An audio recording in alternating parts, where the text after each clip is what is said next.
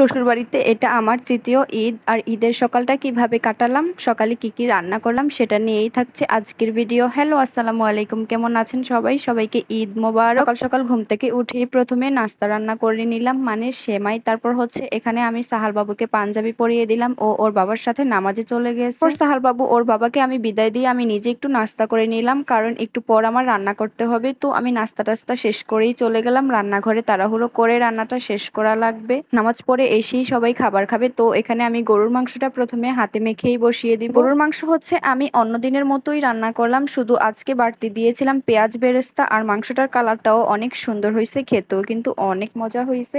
তো এখানে মাংসটা বসিয়ে দিয়ে আমি হচ্ছে চাল আর ডালগুলো একটু ধুয়ে নিব।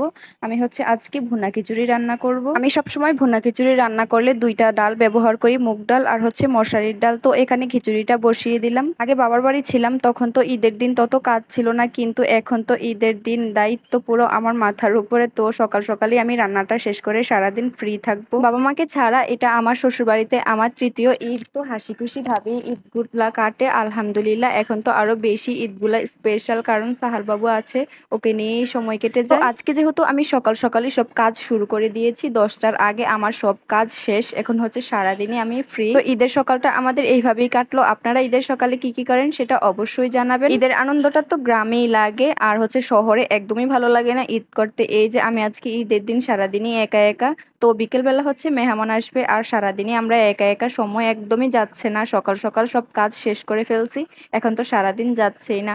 তো আর কি করব, সাহাল বাবুর সাথে দুষ্টুমি করতেছিলাম, কথা বলতেছিলাম।